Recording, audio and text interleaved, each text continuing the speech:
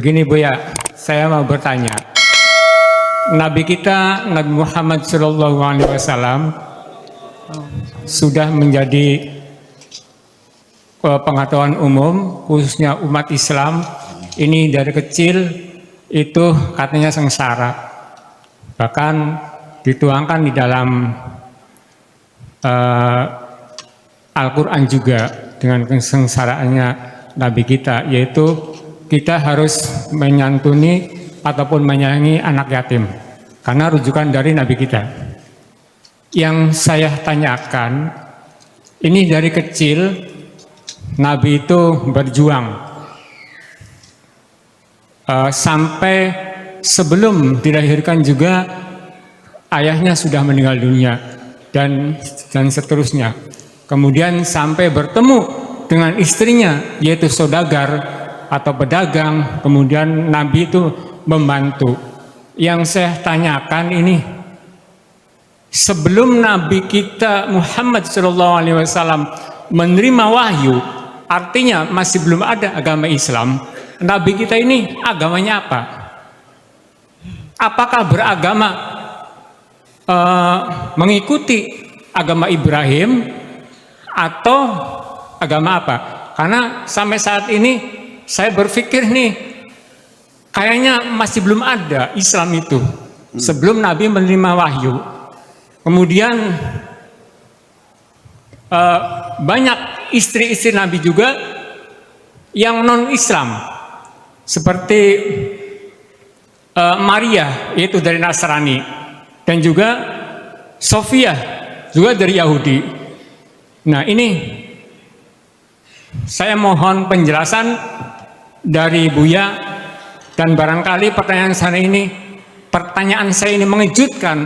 Memang harus begitu, kalau kita nggak tahu harus tanyakan seperti itu. Terima kasih atas waktunya dan mohon maaf. Assalamualaikum warahmatullahi wabarakatuh. Waalaikumsalam warahmatullahi wabarakatuh.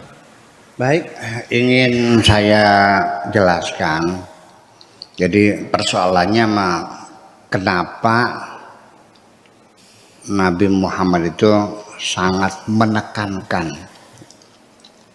perhatian kita kepada anak-anak yatim, karena beliau sendiri yang mengalaminya sebagai anak yatim yang terlunta-lunta, nggak ada yang sayang. Tetapi sejarah Islam atau sirah nabawiyah yang saya baca dari mulai saya di pesantren, dari kecil saya di pesantren, itu dalam pikiran saya waktu dulu saya kecil, Nabi itu seperti anaknya orang gedean, orang besar, anaknya raja. Waktu lahir sinar cemerlang, ya kan, kemudian balkon kerajaan Romawi runtuh, kemudian api yang disembah di Persia itu padam, malaikat ngantri sepanjang jalan menyambut kedatangan. Itu kan cerita. Ketika Nabi lahir nggak ada yang tahu, nggak ada yang mencatat, nggak ada yang menceritakan. Sampai lahirnya saja juga masih banyak pendapat kok. Lahir seorang bayi biasa dari seorang perempuan yang bapaknya sudah meninggal, disudayatin dalam kandungan, dalam keadaan susah, buat makan aja susah. Itu yang cerita begitu buatkan saya. Alam yajidka yatiman fa'awa. Bukankah kamu anak yatim? Allah yang melindungi kamu. Wa wajadaka dhalan fahada. Juga kamu tidak tahu apa, bukan dhalan tersesat ya, artinya tidak tahu mau kemana, ikut siapa. Bingung hidup ini. Wajadak ailan fa'aghna, dan juga kamu tuh miskin, andon makan sama orang lain. Ailan tuh membebani orang lain, numpang hidup sama orang lain. Ya semacam itu. Ini perlu saya jelaskan dulu. Udah lahir, seumur hidup nggak pernah melihat wajah bapak. Masih kecil ibunya meninggal, penderitaan demi penderitaan. Ikut kakeknya meninggal, ikut paman, ya disuruh menggembala kambing untuk makannya sendiri. Ya silakan saja ahli sejarah mengatakan Allah sengaja menciptakan Nabi Muhammad menggembala kambing karena pada umumnya para nabi menggembala kambing, dan sebelum memimpin manusia Nabi Muhammad dilatih Tuhan memimpin binatang. Ngomong apa sih gitu? Saya baca terus begitu kok. Iya, itu boleh aja untuk madrasah ibtidaiyah mah boleh, tapi ya untuk Habib ya. Iya, seperti itu. Ya, Nabi Muhammad kenapa menggembala kambing? Karena dia ingin mandiri, tidak ingin merepotkan pamannya. Karena pamannya Abu Talib itu orang miskin juga. Kamu paham gak sih? Abu Talib itu kepala suku yang punya kekuasaan di Mekah. Ya, suku Quraisy yang menguasai suku Quraisy, dia kepala suku Quraisy. Mana ada presiden miskin? Gimana lagi? Ada nggak presiden miskin? Iya, artinya bahwa saya ingin mengatakan begini. Saya juga punya ponakan kok. Tapi alhamdulillah ponakannya ikut saya, sini saya muliakan, ya kan? Saya kasih tempat tinggal, rumah, saya kasih tugas sebagai kepala pondok, ya kan? Sebagai bendahara di madrasah, saya muliakan. Kalau ada ponakan ikut saya, terus saya suruh menggembala kambing, tidak saya kasih makan, tapi suruh makan sendiri, suruh menggembala kambing. Apa komentar kamu? Berani gak kamu mengatakan Abu Talib tidak sayang sama Nabi Muhammad? Berani gak? Jujur dong. Iya dong. Iya, ya udahlah, sudah, kita nggak usah bertengkar, sudah lalu. Kita hanya bisa menganalisa kebenaran, kita tidak tahu persisnya kayak apa. Tapi yang jelas Nabi Muhammad wanti-wanti anak yatim itu, kata bahasa sirinya, amit-amit pitung turunan. Longo kena. Amit-amit pitung aja sampai kita dua anak putu sengsaranya kayak kita. Itu bahasa Jawa, itu bahasa Indonesia apa tuh? Aku berharap anak cucu saya jangan sampai menderita seperti saya sebagai anak yatim yang terlunta-lunta itu. Itu maksudnya. Ya. Nah itulah makanya sehingga akhirnya kita rumuskan dari satu pemikiran besar bahwa ternyata kita ini umat Islam dewasa ini terjebak pada ibadah-ibadah ritual yang dibesar-besarkan, haji, ya kan, sholat, bikin masjid, bikin musola, besar-besar gitu. Ya, ibadah-ibadah ritual yang diutamakan. Kita melalaikan ibadah-ibadah sosial. Iya. Jadi saya kasih rumusan sekali lagi, ketika engkau sibuk dengan ibadah-ibadah ritual, sampai engkau melalaikan ibadah-ibadah sosial, agamamu bohong. Sholat yang dibesar-besarkan, itu mikrofonnya tuh, toanya tuh mendengi kemana-mana, iya. Mengganggu, ada kecamatan, ada desa, ada puskesmas semuanya. Ya, nyetel lagu Basit Abdul Somad hari Jumat mulai jam 10 pagi sampai jam 12 siang, sehingga semua orang bekerja berhenti. Saya tegur, alasannya ini adalah syiar Islam. Ya, hebat, betul ya, hebat. Sholatnya berjamaah, naik haji tiap tahun, atau sekarang umroh, tiap tahun umroh. Ya. Tapi anak yatim tidak sekolah, tidak kamu urusin kok. Banyak orang-orang miskin yang kelaparan, kau biarkan saja. Sholatmu bohong, fawaidul lil. Saya ngomongin ada dasarnya enggak? Ya terjebak semacam itu. Ya jadi kenapa Nabi Muhammad itu sangat menekankan anak yatim? Malah yang ada paradigma yang lebih terus gini. Orang itu kalau sholatnya nggak benar, amal yang lainnya tidak diterima. Pernah dengar nggak? Yang benar bukan begitu. Sekalipun kamu sholatnya rajin, tidak ngurusi anak yatim, sholatmu bohong. Ara'aital ladzi yukadzibu fadzalikal ladzi wala yahudu ala ta'amil fawailun.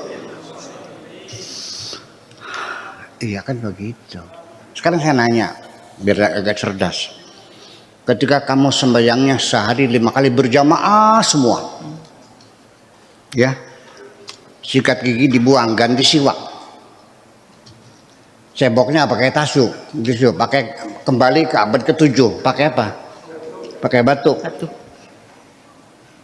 pakai sorban semua. Setelah itu negeri ini maju nggak? Betul nggak? Maju nggak? Makmur nggak? Cerdas nggak anak cucumu? Iya. Nah itu, jadi artinya pemikiran dikotomi itu yang membuat kita jadi mundur. Ya, ibadahnya salah pilih, ya salah pilih. Ilmu pengetahuannya ada ada ilmu agama, ilmu umum. Ada ibadah mahdoh, ibadah ghairu mahdoh. Saya nggak ngerti itu konsep-konsep semacam itu, nggak tahu sejak kapan tuh munculnya mahdoh, ghairu mahdoh, ibadah murni, tidak beribadah murni. Ya, ilmu agama, ilmu umum. Artinya begini. Jadi perilaku agama kita yang sementara ini sampai ketika kita zakat saja, kita bagikan. Sekitar kita banyak ustadz kan. Tahu nggak buat siapa zakat ini? Untuk ustadz yang belajar ngaji Al-Quran, yang ngajar fikih, yang ngajar tafsir, yang ngajar nahu, ngajar sorob, yang berbahasa Arab lah. Itu dikasih kan. Kalau guru matematika dikasih zakat nggak? Guru kimia? Enggak. Sampai makanan minuman saja itu merasuk dalam pikiran kita. Kalau kamu minum aqua, ya nggak ada masalah, ya udah. Tapi kalau minum air zam-zam, kamu merasa dapat pahala loh. Betul nggak Bu? Kalau makan buah mangga, nggak ada masalah. Kalau makan buah kurma, ada pahala. Iya. Cebok pakai tisu nggak dapat pahala. Kalau ceboknya pakai batu, pahala. Seperti itu. Ini jadi masalah. Nah, itulah makanya kembali. Jadi artinya saya katakan lagi, Nabi Muhammad di dalam buku-buku sejarah yang kita baca di sekolah-sekolah, lahirnya pada tahun apa namanya? Tahun gajah. Kenapa disebut tahun gajah? Raja Abraham menyerang Kaabah. Kapan itu tuh? Ternyata menurut Ibnu Asakir itu 45 tahun sebelum Nabi lahir. Menurut Az-Zuhari itu 35 tahun sebelum Nabi lahir. Menurut Ibnu Abbas itu 15 tahun sebelum Nabi lahir. Yang benar mana? Apa tahun itu? Tentara gajah? Enggak kan. 45 tahun sebelum Nabi lahir. Nah nggak tahu Khulasatu Nurul Yaqin itu dari mana ngambilnya tuh? Itu. Lah ya iya ini persoalannya. Baiklah. Saya kira bahwa Nabi agamanya apa? Belum ada Islam. Istrinya agamanya apa? Ya belum ada Islam. Orang kaget waktu Nabi Muhammad mengawini Siti Khadijah, agamanya apa? Masa bukan Islam? Yang Islam kapan lahirnya? Ada yang kaget-kaget tuh. Masa Khadijah bukan muslimah waktu dikawin Nabi? Jadi agamanya apa? Memangnya agama Islam kapan munculnya? Nah, sekarang kita mempelajari gini. Kita nggak tahu, tidak ada bukti artefaknya, nggak ada.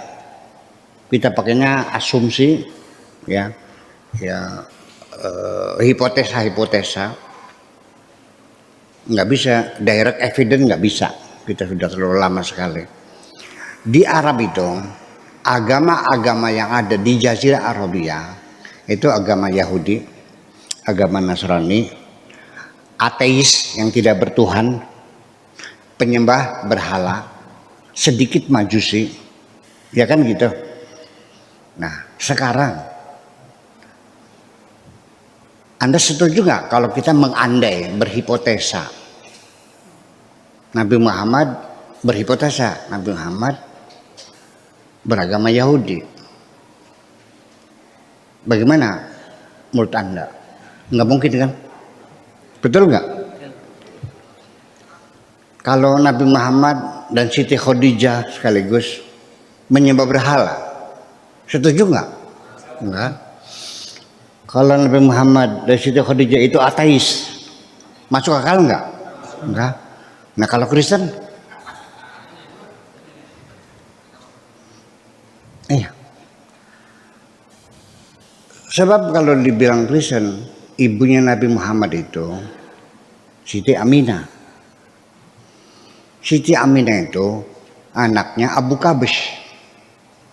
Abu Qabs itu ketika muda dia pergi ke, ini hadisnya ada di sebuah hari ada, pergi ke Syam, di sana melihat orang Kristen ke gereja, masih penyembah berhala ya waktu itu. Dia kagum sama orang Kristen, akhirnya dia masuk Islam. Nah ketika pulang itu diusir oleh kabilahnya, itu tidak akui karena agama aneh gitu. Itu dia karena masuk Islam, namanya Abu Qabs. Nah Nabi Muhammad sendiri waktu kecil itu dipanggilnya Muhammad bin Abi Qabs. Sampai Nabi Muhammad setelah dia dewasa, setelah dia jadi rasul, dia marah, naik mimbar, dia katakan kepada sahabat, "Man ana?" Anda Muhammad bin Abi Qabs, la ana Muhammad bin Abdullah. Itu. Sudah selesai, kita setuju. Muhammad bin Abdullah. Karena biasanya di negara kalau menyebut nama itu dari pihak ibu itu sepertinya tidak terhormat ya. Betul nggak? Kalau kamu orang manggilnya umpamanya Hasan bin Abdullah, nama binnya, nama ibunya, tersinggung nggak? Itu persoalannya. Nah itu seperti itu. Jadi artinya ketika kita melihat ibu kanjeng Nabi itu apa, bapaknya agamanya apa segala macam, saya kira tetapi ada peluang lagi nih, di tengah-tengah masyarakat di Jazirah Arabia ada satu agama yang bercampur dengan mereka ikut menyembah berhala juga, tapi di dalam hati mereka bertuhan yang esa. Awas. Nah ini namanya kelompok Hunafa. Ketika ditegur mereka, kenapa kau nyembah berhala? Mereka mengatakan, wa ma na'buduhum illa liyuqarribuna ilallahi zulfa. Kami tidak menyembah berhala, itu hanya mendekatkan diri dengan Allah. Itu Hunafa. Nah Hunafa itu identik dengan pengikut Nabi Ibrahim. Ya kita bagaimana sholatnya saya nggak tahu ya, karena sholat kita juga berbeda dengan nabi-nabi yang lain gitu. Nah itulah kira-kira semacam itu. Jadi artinya begini, ketika kita mengungkap sejarah dari berbagai sumber yang berbeda-beda, ya Pak Habib Cinta jangan tersinggung dong karena saya berbeda. Betul nggak? Saya tidak menyalahkan Anda kok. Ya kan, tidak menyalahkan Anda. Ya udah sejarah kita gali, silakan. Ya, jadi artinya begini sebagai penutup. Baca sejarah itu supaya kamu lebih objektif. cobalah baca dari sumber-sumber sejarah yang berbeda-beda. Sejarah yang ditulis oleh Syiah, baca dong. Yang oleh ahli sunnah, baca dong. Yang tulis oleh Mu'tazilah, baca dong. Jabariyah, Qadariyah, Murji'ah, segala macam, semua termasuk yang ditulis oleh para orientasi, baca semuanya. Dari situlah kamu memilih. Bukan baca kitab yang kamu beli di toko terus kamu paksakan sebagai kebenaran, kalau tidak sama semuanya salah. Sediman. Sebab namanya orang menulis sejarah, jujur saja, sejarah yang menulis adalah yang menang. Yang menulis sejarah adalah yang menang. Jadi nanti siapa yang salah, siapa yang benar, sulit untuk dibuktikan. Yang jelas siapa yang menang. Yang menang itu yang benar. Yang kalah, dia salah. Betul nggak?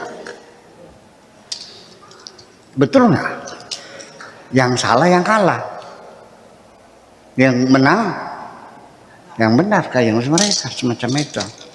Jadi artinya ketidakjujuran dalam penulisan sejarah itu sangat besar sekali.